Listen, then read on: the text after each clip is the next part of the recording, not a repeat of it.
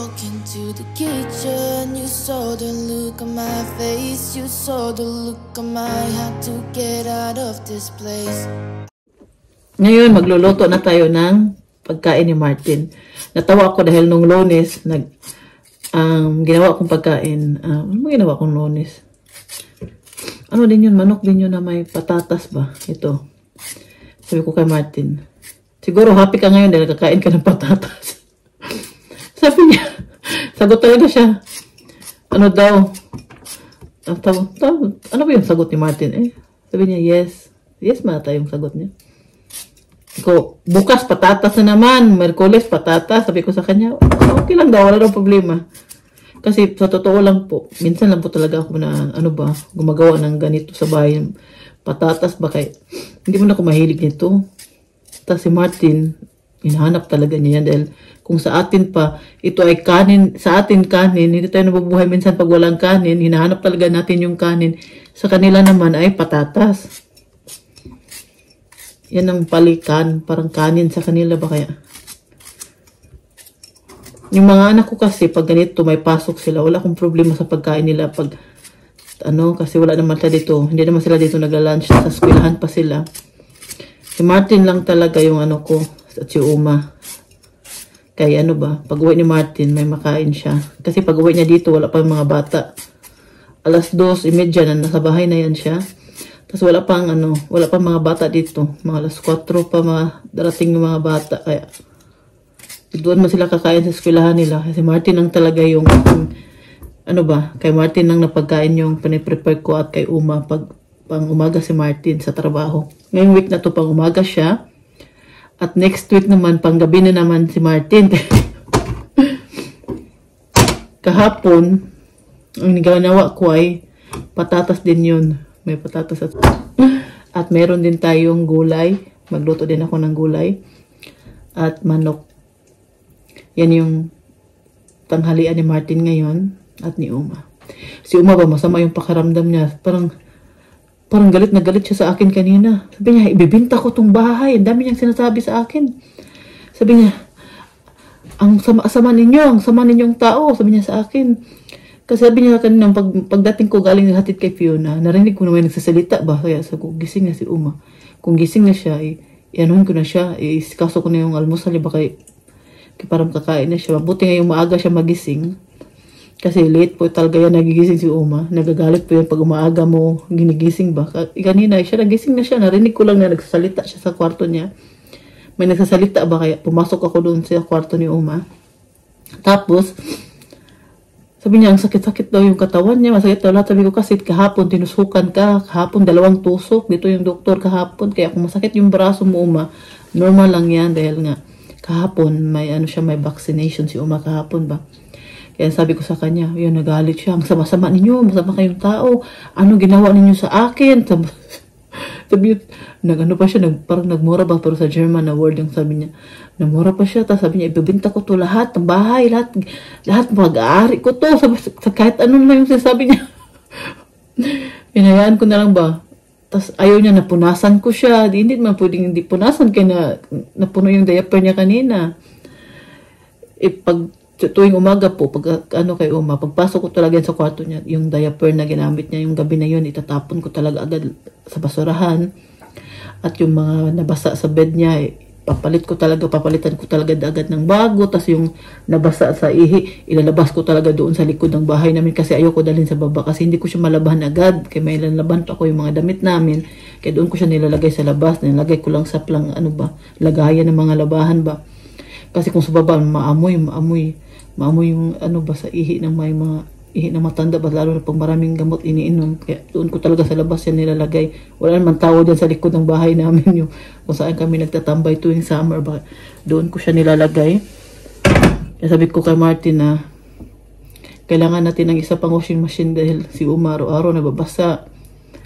Kasi yung diaper niya ba, kahit malaki naman yung diaper niya, kahit na umiihi naman siya before matulog minsan, pero bukas talaga pagkagising niya, kahit maaga pa siya magising, marami puno talaga yung diaper niya. Kaya kailangan, ayaw niya magpapunas. Kaya pinunasan ko kanina siya sa bed. Nagalit, grabe yung galit niya sa akin. Muntik na akong tinadyakan ni Uma. Sinuntok pa ako. Kahapon, nikat ko pala yung kuko niya dahil ang haba. Natakot kasi ako minsan kasi pag sinusuotan ko siya yung diaper, minsan nagalit din siya, tapos ginaganyan niya yung kamay niya ba sa mukha ko. Takot ako baka masagi niya yung mata ko. Kaya kanina nikat ko. Kahapon ito yung kapatid niya. Yung nga pagkawin ng kapatid niya, pumunta yun dito ang doktor. Normal lang naman yan na reaction sa katawan natin pag nagpa-vaccine tayo na masakit yung katawan natin para tayong lalagnatin. Yun yung kay Uma ngayon naramdaman niya. Kaya siguro bukas hindi na masyadong paliguan ko sana siya ngayon kasi yung araw na paliguan ko na sana siya na ayaw man. Sabi niya, ayaw ko maligo ngayon. Ayaw niya mapapunas. Ligo pa kaya? Hello po sa inyong lahat. Aalis po muna kami dahil meron kaming bibilhin po. Punta sana kami ng Dortmund pero late na kasi pala 5 na at madilim na sa labas. Walang gana maggala pag ganitong panahon sa Germany pag tinglamig na ba pag winter na. Kay madali lang talaga sa labas kulimlim kahit maaga pa makulimlim na. Ko muna yung buko. Ang haba na po ng buko. Gusto ko talaga itong pagupitan. Kailangan mo ng appointment ba kung doon ka sa city. Ano siya? Ito yung outfit natin ngayon. Ginamit ko itong isa kong bagay. Parang bagay siya sa aking suot. Kasya din siya sa aking braso. Matabang braso. Alis po muna kami at happy weekend po sa inyong lahat. Tingnan po ninyo, nagre-ready na sila sa hoy, come here! Christmas market. Kasi malapit na mag-start. Kasi mag-start dito? November katapusan. Sabi ng kapatid kong lalaki na na-miss niya daw in Germany. Lalo na ngayon na magpapasko na. Ang Christmas market daw ba? Gusto ko kasi kung makabalik dito yung kapatid ko ngayong gusto ko na makabalik si Bigo dito yung kapatid ko lalaki mga March, April, May, June. Gusto ko kasi nandito siya sa birthday ni Martin o sa communion ni Fiona.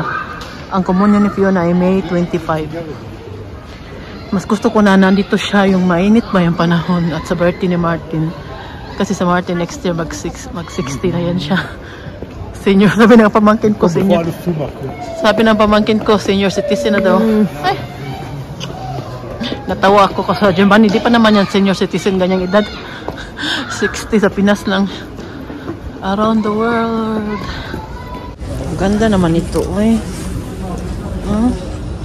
Ang ganda niya. Mahal lang, 89 euro.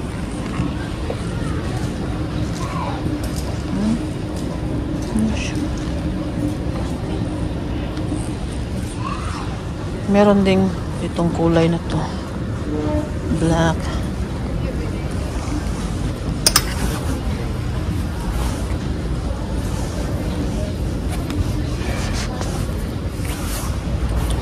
Gusto ko siya. Ang ganda, oh.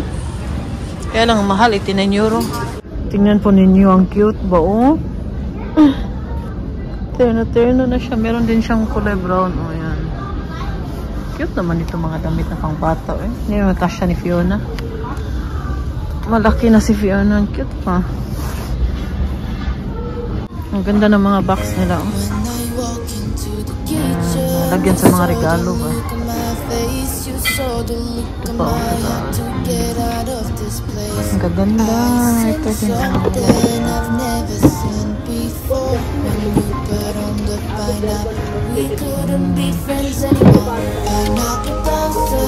isukat ko sana ito ba? Hindi mo kasya sa akin, eh. Kung ano siya, masikip siya dito na side, eh. Ang ganda kasi nito, eh. Pakita ko sa inyo. Ang ganda ko niya, oh. Sa likod, open siya.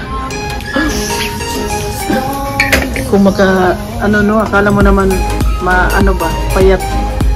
Paano naman siya sa para mapayat, sa mga payat siya ba? Pero ang ganda po talaga niya. Suot dun sa manikin sa labas. Oo.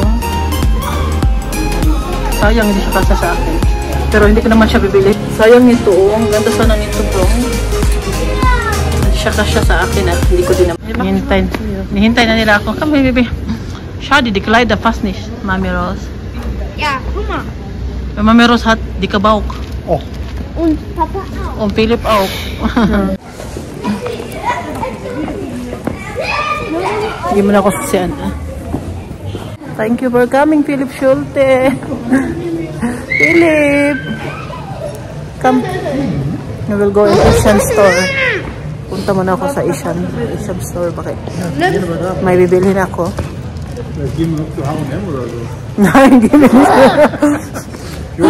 Nainis na sila kahintay sa akin.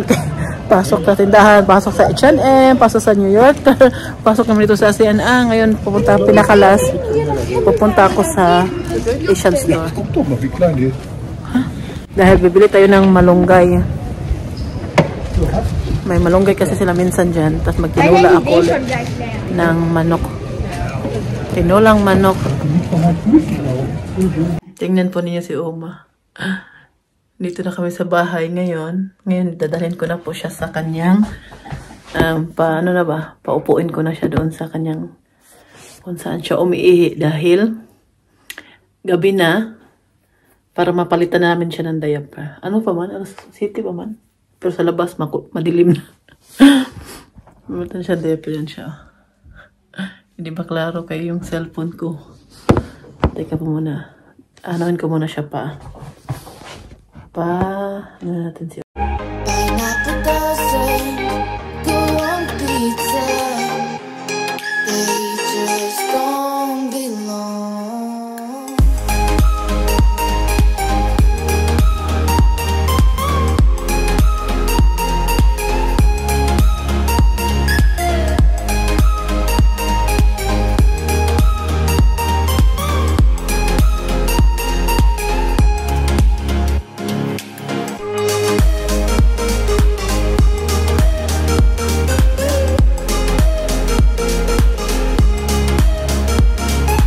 Nabili ko to siya sa sa Turkey Supermarket last week.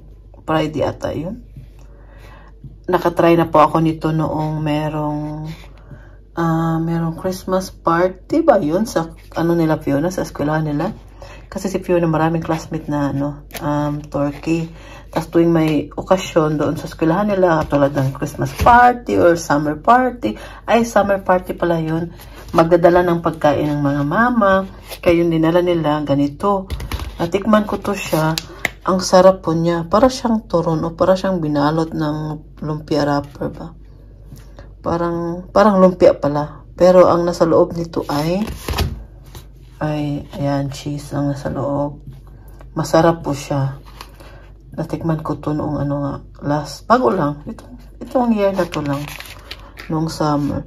Para nga siyang lumpia. At itatry nga, yan lang yung pagluto. Pwede mo siyang ilagay sa frituse or sa kawali na lagyan mo ng mantika. 4 to 5 minutes tapos na. Kaya ito yung itatry ko ngayon. Dahil mahilig po ako sa Käse, cheese. Mahilig po ako niyan. Itatry po natin. Nainit po na ako ng sausage dito dahil ang asawa kong gwapo nag-request ng sausage. Ako po, sana all gwapo. Mahilig po si Martin sa sausage. Ito po yung baling niya. Kakainin niya ngayon. Dahil panggabi po si Martin ngayon. Matutulog na yun maya-maya. Kailangan na to siyang initin. Tapos pwede mo na to siyang i-partner sa tinapay. Masarap siya partner. Mga anak ko mahilig din ito si Martin. Hindi kami nawawala ng sausage dito sa bahay guys. Kaya itong asawa ko naghahanap talaga ng sausage palagi. Yan yung madali ang pagkain na kinakain niya. Lalo na pagutom siya. Ayan na, parang lumpia, no? Pero ano ang nasa loob? Cheese ang nasa loob. Try natin to. Kung masarap pa tong tinda doon sa Turkey Supermarket. Palagi ako namamili dyan sa Turkey Supermarket. Manok, kasi mura yung manok nila doon. Kumpara sa dito ba? Meron pa akong ulo ng dito Ulo ng laks ba?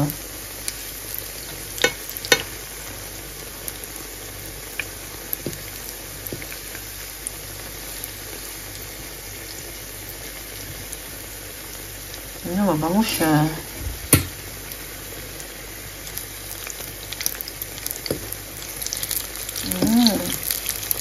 Dali lang din siya maano guys. Dali lang siya kailangan ko pahinaan yung ano na fish.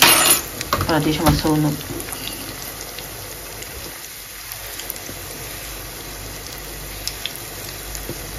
Hindi na pwede makakain si Martin ito dahil may allergy si Martin sa ano, sa gatas kasi. Magtrabaho pa yan siya mamaya ang gabi. Kaya hindi siya pwede makatikim nito.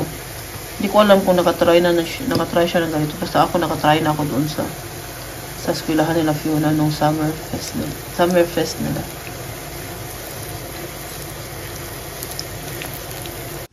Ngayon po, ikukwento ko na po sa inyo kung sino pong nagbabantay kay Uma tuwing umaalis po kami dahil meron pong nagtatanong. Sa tuwing po umaalis kami, nandito lang po ang anak kong dalaga sa bahay, si Michelle. Hindi yan umaalis. Sa bahay lang yan siya palagi. Kung umaalis man yan, minsan lang talaga. Pero sinasabi naman niya sa amin kung aalis siya. Kaya magawa din kami ng paraan. Kung wala ang dito yung anak ko, pero minsan lang talaga yan siya lumalabas ng bahay, umaalis. Out sa school, sa magpunta siya ng school niya everyday. Pero pag after niyan, hindi yan barkadista ang anak ko. Kung umaalis po kami, hapon na po talaga, 1:00, yung pinaka-late talaga, minsan 3:00 na. Minsan 2:00. Hindi po talaga kami nakakaalis ng maaga na yung maaga talaga yung 8:00, 9:00, kung meron lang kaming pupuntahan, gusto lang namin mamasyal. Hindi talaga kami nakaalis ng ganyan na oras dahil ganyang oras po, yun po yung oras ng nag-aalaga po kami kay Uma. Pagkagising niya, pinapakain namin siya ng kanyang almusal. Pagkatapos, i-prepare na namin yung bed niya, palitan namin ng bagong kumot, lahat kasi araw-araw na siya nakakaihi sa diaper niya. Minsan, napupuno yung diaper niya. Kaya araw-araw ko talagang nililinisan dyan. Kaya ang dami ko pong labahan araw-araw. Kasi nga, 3 beses ako nagpapalit sa bed niya araw-araw. Kaya, pagkatapos po niya mag-almusal, matulog siya. At minsan hindi naman siya matulog, manood lang siyang TV. Tapos pagkatanghalian na naman, pagkain na naman niya, pakainin na namin siya. Pero bago po kami umalis po, pag umaalis po kami ng 3:00 ng hapon, minsan 2:00, tapos na po yan si Umang kumain ng kanyang tanghalian. At tapos na po yan siyang inom ng gamot niya. Sa tanghali kasi wala yan siyang gamot. Ano lang, sa umaga at sa gabi lang. Tapos na yan siyang kumain. Tapos pinapaihi na namin yan siya. Pinapalitan namin ng bagong diapers. As in, tapos na yung lahat yung kailangan namin gawin kay Uma. Bago kami aalis ng bahay. Tapos po, meron po kaming binili na camera. Nilagay po namin sa harap mismo ng bed ni Uma para nakikita namin kung ano yung ginagawa niya. Kahit nasa labas kami, kahit wala kami dito sa bahay, komportable kami ba kahit nandito lang naman yung anak ko. Meron naman siya nabibigay ng tubig minsan. Ino-on niya yung TV kasi hindi na alam niyo paano i-on ng TV kasi automatic yan na-off eh. Ino-on niya. Minsan binibigyan niya ng pagkain, tinapay, yung sa gabi. Pag hindi pa kami dumating ng 6:00, 7:00, siya na yung nagbibigay ng tinapay. Alam na kasi ng anak ko yan. Siya nagpapakain. Siya na nagbibigay ng tinapay. Kasi si Uma po, ano pa? Siya pa yung sinusubuan ko lang po yan pag, tawag niyan, pag masama yung pakiramdam niya kasi minsan ayaw niya kumain. Kaya binabantayan lang siya ng anak kong dalaga, ganyan. Tapos kinokontrol namin yung camera, tinitingnan namin kung anong ginawa ni Uma. Nakikita lang namin siya, kaya kumpiyansa lang naman kami alis kasi meron kaming camera ba. Tapos pag meron namang emergency, meron po kaming taong maasahan na pupunta dito. At siya po yung magtingin kung anong dapat gawin, kung kailangan ba magtawag ng emergency. At ano lang siya, tawagan lang namin siya. Siya po yung minsan nagbabantay kay Uma. Pag nagbabakasyon kami, 2 tao po ang maasahan namin magbantay kay Uma. At ito yung last year, kasi yung nagbantay kay Uma hindi taga Plettenberg. Itong year na to hindi taga Plettenberg ang nagbantay kay Uma. Pero family friend po namin siya, malapit na kaibigan. Isa naman na taga-bantay kay Uma, tuwing nagbakasyon kami, taga Plettenberg lang po siya. Siya po yung maasahan namin palagi pag umaalis kami, pag kailangan namin ng tulong, pag hindi kami, hindi kami sigurado na kung anong oras kami makauwi, kaya tawagan namin yan siya. Pero hindi naman talaga kami as in mag-alala dahil nandito naman yung anak kong dalaga. Tinuturuan ko na yan at alam na yan, 16 years old na yung anak ko, kaya marunong na po yan siya. Kaya, at gustong-gusto lang din po niya na siya nagtitingin kay Uma dahil malapit po yan si Michelle kay Uma. Sobrang lapit po niyan. Nung dumating kami dito, sobrang close po yan siya kay Uma. At ganon din si Uma kay Michelle. Kaya nalulungkot po yan siya pag si Uma masamang pakaramdam. Ngayon po, ganyan, pag naalala po ba ninyo yung binyag ni Daniel, alas 9 mag-start yung binyag. Sabi ni Martin, hindi tayo makaalis ng ganyang oras dahil alas 9. Hindi pa tayo tapos kay Uma niyan. Kaya hinatid ako ni Martin ng Sabado ng gabi doon, kanila Harvey, para maka-attend talaga ako sa binyag ng aking inaanak na si Daniel, na hindi kami ma-stress, na hindi kami magmadali, na maasikaso talaga namin si Uma ng hindi stress ba na madali kami, ma-stress lang itong matanda pag ganyan kasi. Kaya natid ako ni Martin, bali siya nag-alaga kay Uma nung time na yun. Kung sa napapansin po ninyo, hindi kami nakakaalis talaga ng bahay. Pag iniimbita kami ng mga kaibigan namin, sinasabi talaga namin mga stress na kami makaalis dito. Hihintayin namin na kung matapos ng kumain si Uma. Ganyan po talaga. Hindi naman pwede na umalis kami tapos hindi tapos yung obligasyon namin sa bahay. Hindi man pwede yung ganun, no? Pinapakain talaga yan namin si Uma. Pinapalitan namin ng diaper. Tapos pag uwi namin ng bahay, tapos na po yan siya magkain ng kanyang tinapay.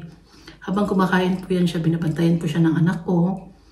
At yung anak ko po yung nagbibigay sa kanya ng tubig. Parang nakahiga lang siya sa bed, ha? Hindi siya pinapatayo ng anak ko kasi hindi naman yan kaya niya.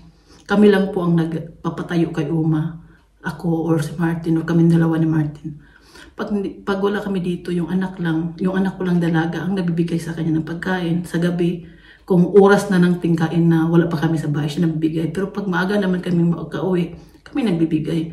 Pero pag uwi namin sa bahay niyan, kung alas 8, tapos na yan siya kumain alas 9, minsan, pinapatayo namin siya, pinapalitan namin siya ng diaper dahil puno na yung diaper niya. Tapos pinapahiga na namin siya ulit. Ganyan po yung ginagawa namin. Kasi hindi po kami pwede palagi magkuha ng may magbantay dahil kailangan natin magbayad. Maubos po yung budget ng insurance kung kami magbakasyon. Pwede naman din gamitin yun kung gusto namin magkuha ng bantay kay Uma. Maubos yung budget ng babayad kung sakali kami magbakasyon. Meron kasing budget ng insurance every year na 1,600 euro. At yun yung ginagamit namin pangbayad sa magbantay kay Uma kung magbakasyon kami. Kaya hindi namin siya pwedeng gamitin. Alam naman po nyo kami maalis talaga.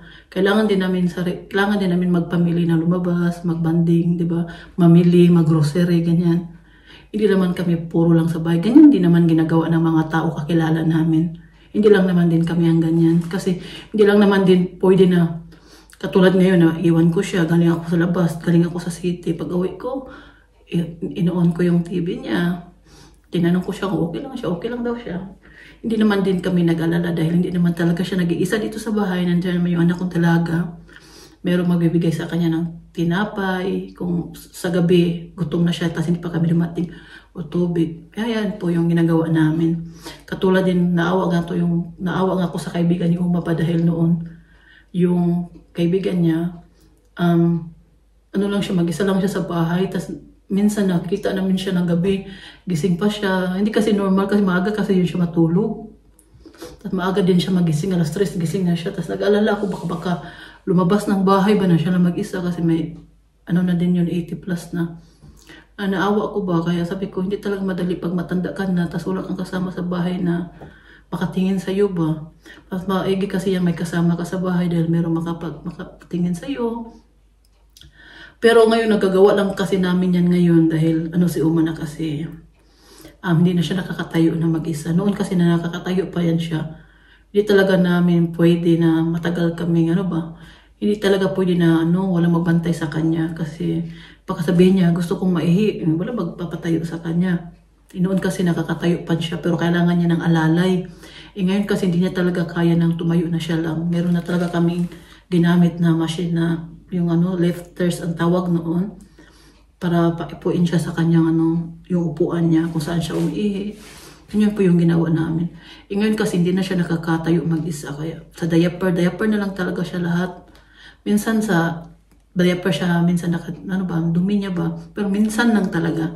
Kasi pinapaupo ko po yan siya palagi. Binibigyan ko talaga siya ng ng oras na makadumi siya, kasi pag matanda ka na kasi, di ka na din nakakapagdumi ng araw-araw. Yan yung problema. Tapos marami ka pang gamot iniinom, mga side effect ng mga gamot.